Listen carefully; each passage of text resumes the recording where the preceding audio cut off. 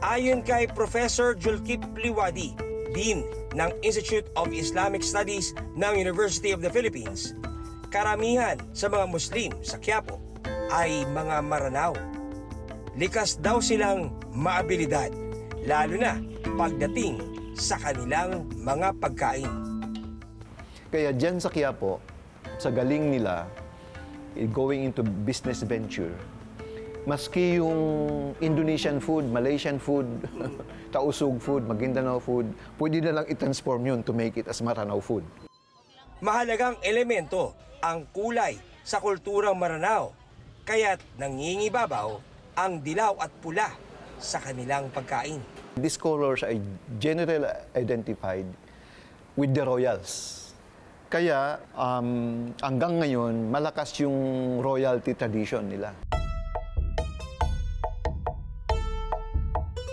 Ayon pa kay Professor Wadi, hindi nakabuo ng sultanato ang mga Taga-Lanao.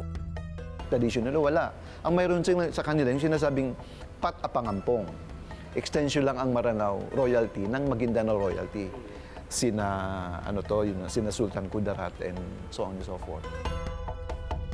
Pero naging bahagi na ng tradisyong Maranao ang maghirang ng Bay Alabi.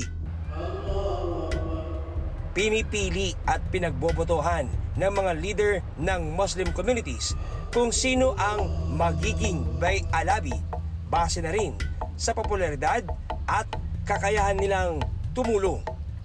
At dito sa Muslim town sa Quiapo, hinirang ang kanilang kauna-unahang prinsesa, si Hadja Noron.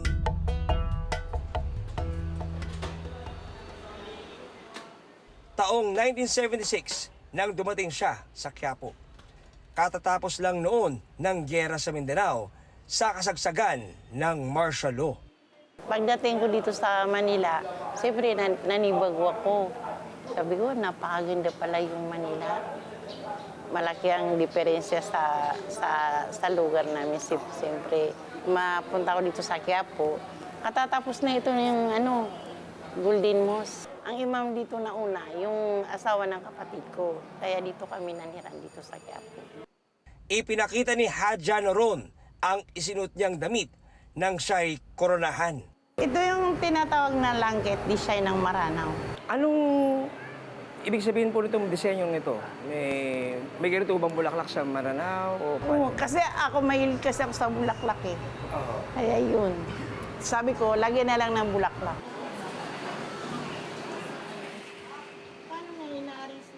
Si Hadja Noron ang isa sa pinakakilala at pinakaunang nagtitinda ng pagkaing Maranao rito noon pang dekada 90.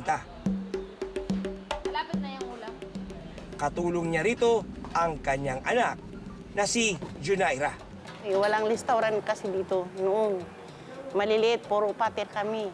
Kaya ako unang nagpatayo ng restaurant na maliit. Kaya hanggang sa nakuha ko na yung malaki na restaurant.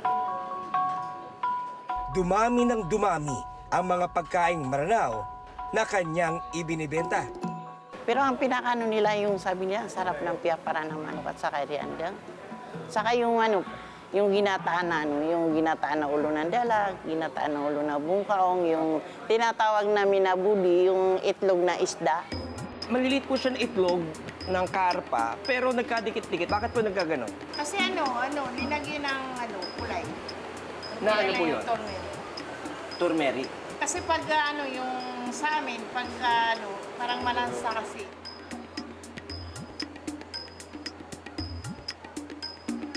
Yung lasa niya, hindi sobrang anghang, pero masarap siya at kakaiba sa panlasa. First time ako nakatikim ng ganito. Kami talaga talaga namin yung palapa talaga yung pagpalasa namin sa ulam.